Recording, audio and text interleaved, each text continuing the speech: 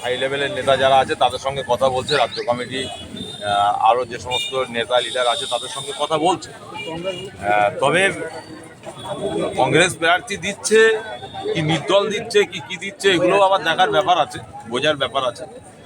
তবে অনেকে আইএসএফ এবং সিপিএমের যে যৌথভাবে ভোটটা যাতে একটা জায়গায় পড়ে, আবার অনেকে এটাও চাইছে না, আবার অনেকে তৃণমূলের দালালি করার জন্য কিছু ভোট কেটে নিয়ে তৃণমূলকে সুবিধা করিয়ে দেওয়ার একটা প্ল্যানও করছে, এটাও হতে পারে। এখন ঠিক বলা যাচ্ছে না, সময় যাক সব বোঝা যায়। কংগ্রেস নেতারা দাবি করছেন যে আইএসএফ নিজেদের স্বার্থের জন্য তারা আমাদের জোট করেছিল 2021-এ, 2024-এ এবার আমরা জোট করছি না। যে নেতা বলতে সে নিজেই জানে না। আইএসএফ বামপন্থীদের সঙ্গে জোট করেছিল, বামপন্থীরা কংগ্রেসের সঙ্গে জোট করেছিল, তার এটা আগে জানা দরকার ভালো করে। বামপন্থীদের সঙ্গে কংগ্রেসের জোট হয়েছিল আর সেই জোটের অংশ হয়েছিল আইএসএফ। অতএব তারা এই জ্ঞানটাই তাদের নেই, এটাই তাদের জানা নেই। তারা জানুক, এটা নিয়ে বুঝুক, তারপরে মিডিয়ার সামনে বক্তব্য দিক, অসুবিধা নেই। উপনির্বাচন ভোটে আইএসএফ এর ক্যান্ডিডেট ভূমিপুত্র এবং বসিরহাটের অ্যাডভোকেট, তাহলে এটা কি চমক? চমকের কোনো ব্যাপার নেই, পার্টি যাকে ডিসাইড করছে সেই ক্যান্ডিডেট হবে। চমকের কোনো ব্যাপার নেই, ভোট প্রক্রিয়াটা যাতে সঠিকভাবে আমরা করতে পারি, ভোট করে আমরা যাতে জিততে পারি, সেটাই আমাদের চ্যালেঞ্জের ব্যাপার। সেটার দিকে দেখতে হবে, সেটার দিকে মনোযোগ দিতে হবে। 2021-এ আইএসএফ দ্বিতীয় স্থানে ছিল, তাহলে এবারে কি এই হাড়োয়া বিধানসভার উপনির্বাচনে এবারে তাহলে কি আইএসএফ এবার প্রথম স্থানে থাকছেন? অবশ্যই প্রথমে স্থানে থাকবে, তার জন্য যা যা করার দরকার আমরা সবগুলোই করবো যাতে আমরা জিততে পারি, মানুষ যাতে সঠিকভাবে ভোট প্রক্রিয়ায় নামতে পারে, তার জন্য প্রশাসনিকভাবে যা যা ব্যবস্থা গ্রহণ করার যেগুলো সবই করবো। একদিকে তৃণমূলের প্রার্থী ঘোষণা হওয়ার আগেই আইএসএফকে আক্রমণ, তাহলে আইএসএফকে কি ভয় খাচ্ছে তৃণমূল? হয়তো খাওয়ার কথা, ওরা জানে যে এরা সঠিকভাবে ভোট হলে কারা জিতবে বা না জিতবে। 2011 সাল থেকে টিএমসি ক্ষমতায় আছে, তারপর থেকে আপনারা জানেন যে ওরা হাড়োয়াতে কি উন্নয়ন করেছে বা কি উন্নয়ন করেনি। একটা কলেজ নেই হাড়োয়াতে, হাড়োয়া হসপিটালের যা দুর্দশা, হাড়োয়াতে ভালো স্কুল নেই, খুব বাজে সিচুয়েশন, শিক্ষার দিক দিয়ে হাড়োয়া খুব পিছিয়ে আছে। আর মানুষ জানে যে কোন পজিশনে ওরা আছে, ওদের কিন্তু নিজের পরিশ্রম তো ওটাই আগে ওরা সামলাক, তারপরে আমাদের নিয়ে ওরা ভাববে যে কি করবে না করবে। 6টি বিধানসভা কেন্দ্রে 89 কোম্পানি কেন্দ্র বাহিনী আসছে, আপনি কি মনে করেন তাতে ভোট নির্বিঘ্নে হবে? অবশ্যই মনে করি প্রশাসনের প্রতি আমি একজন আইনজীবী হিসাবে প্রশাসনের প্রতি আমার 100% ভরসা আছে। সঠিকভাবে যাতে ভোট হয় আমরা প্রশাসনের কাছে থেকে আবেদন জানিয়েছি এবং পরবর্তীতে আরও জানাবো, যা যা করার সেগুলো সবই করবো সঠিকভাবে ভোট প্রক্রিয়া করার জন্য। সাধারণ মানুষের একটা আতঙ্ক আছে, কেন্দ্র বাহিনী দেওয়ার পরও তারা ভোট দিতে পারে না বিভিন্ন নির্বাচনে, সেই ব্যাপারে আপনারা কি পদক্ষেপ নেবেন? এটা সাধারণ মানুষকে নিয়ে আমাদের যারা কমিটি আছে, কমিটিগুলোকে নিয়ে বসে তাদেরকে সেইভাবে প্রত্যেক জায়গাতে সবগুলো এজেন্ট বসে সাধারণ মানুষকে যাতে ভোট পাওয়ার সুযোগ করে দেওয়া যায় সেটা আমরা ব্যবস্থা করব। Thank you. হাড়োয়া উপনির্বাচনের ক্যান্ডিডেট হিসেবে হাড়োয়া মানুষের উদ্দেশ্যে কি বার্তা দেবেন? হাড়োয়া মানুষের উদ্দেশ্যে বার্তা দেবো যে হাড়োয়ার ভূমিপুত্র হিসাবে আপনাদের কাছে একটাই আবেদন, একবার আমাকে সুযোগ দিয়ে দেখুন, সুযোগ দিয়ে আমাকে বিধানসভায় পাঠান, আপনাদের জন্য যথাযথ ব্যবস্থা করার যেটা করার আমি করবো, চেষ্টা করবো। 2021-এ আইএসএফ এর একটাই বিধায়ক, তাহলে এবারেও কি আইএসএফ এর বিধায়ক বাড়াচ্ছে হাড়োয়া থেকে? সেটা মানুষ বলবে বার হচ্ছে কিনা, সেটা আমরা আমাদের মতো পার্টির তরফ থেকে, সিপিএম আইএসএফ জোটের তরফ থেকে আমরা 100% ভাবে আমাদের ছেলেরা চেষ্টা করবে যাতে আইএসএফ এর আসনটা হাড়োয়া থেকে বার করার জন্য। 2021 থেকে দেখে আসছি বুথ কেন্দ্র পর্যন্ত যেতে দেওয়া হয় না ভোটারদের, শুধুমাত্র বিরোধী ভোটারদের।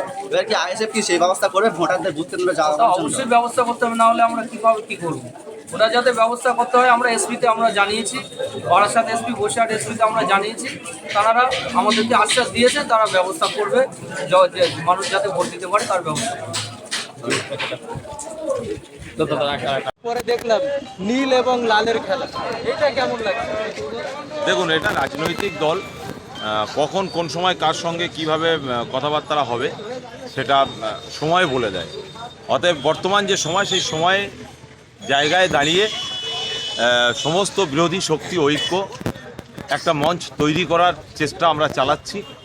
তার একটা প্রচেষ্টা ফ্যাসিবাদ এবং স্বৈরাচারীর বিরুদ্ধে, বিজেপি আর তৃণমূলের বিরুদ্ধে যত জনগণ আছে সকলকে এক ছাতার তলায় আনার সুপ্রচেষ্টা ইন্ডিয়ান সেকুলার ফ্রন্ট করছে, নওশাদ সিদ্দিকী করছে। এটাই হচ্ছে তার একটা প্রমাণ। এবং আগামী দিন সারা বাংলা জুড়ে যতগুলো ছোটোখাটো রাজনৈতিক দল আছে এবং অর্গানাইজেশন আছে, ক্লাব আছে, বিভিন্ন মানুষ আছে, তারা তাদের লেভেল থেকে দাঁড়িয়ে তারা প্রতিবাদ করতে চায়, আন্দোলন করতে চায়। তাদেরকেও নিয়ে এক ছাতার তলায় নিয়ে এসে আন্দোলনটা সংগঠিত করতে চাই, মানুষের স্বার্থে, দেশের স্বার্থে, চালচোরের বিরুদ্ধে, এই মাফিয়াদের বিরুদ্ধে, তোলাবাজদের বিরুদ্ধে। কিন্তু হাড়োয়ায় একটা যে দুর্নাম আছে যে এখানে বিরোধীদের কোনো রকমের ভোট দিতে দেওয়া হয়, এবারে সেরকম কোনো প্রস্তুতি আপনারা আলাদাভাবে নিচ্ছেন? এবারে আশা করছি ভোটও দিতে দেবেন, এবং যারা ভোটটা দিতে দেবেন না তারাও মনে হয় বাড়িতে থাকতে পারবেন না, ভোট কেন্দ্রে তারাই হয়তো যেতে পারবেন না, তারা তাদের নিজের বাড়িতে ওই দিন থাকতে হবে, সেরকমই একটা পজিশন। এটা কি হুমকি না থ্রেট? এটা হুমকিও নয়, থ্রেট নয়, আইন আছে, দেশের সংবিধান আছে, দেশের সংবিধান আইন অনুযায়ী কথা বললাম।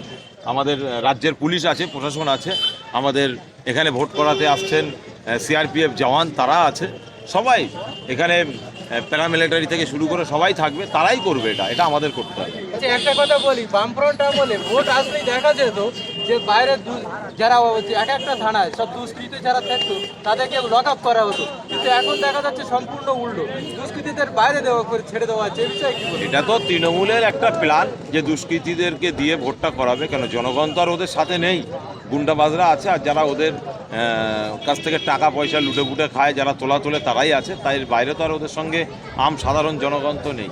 সেই জন্য ওরা তো চাইবেই যে এই লুটেরাদেরকে দিয়ে আবার ইলেকশনটাকে লুট করার, কিন্তু আমরাও চেষ্টা করব, আমরা আমাদের জীবনকে বাজি রেখে যাতে তারা আর এই লুটটা না করতে পারে সে ব্যবস্থা। বাহিনী থাকা সত্ত্বেও থাপ্পা ভোট হচ্ছে, কি বলবেন? দেখুন, কেন্দ্র বাহিনী থাকা সত্ত্বেও ছাপ্পা ভোট হয়েছে, কিন্তু এই উপনির্বাচনে যে মিলিটারিরা আসবে আশা করছি তারা সাংবিধানিক অনুযায়ী কাজ করবে, এটা আমাদের আশা, এটা আমাদের ভরসা, বিশ্বাস। তবে এটা আমরাও ভোটের ময়দানে লড়াই সংগ্রাম করতে এসেছি গরিব অসহায় নিরীহ মানুষদের স্বার্থে। হাড়োয়া বিধানসভার মানুষ তারা এবছরের যোগ্য জবাব দেবে, মা বোন থেকে শুরু করে তারা প্রত্যেকেই তৈরি হয়ে আছে, ভোটটা তারা এবছরে দেবে এবং খাম চিহ্নে দেবে। Thank you.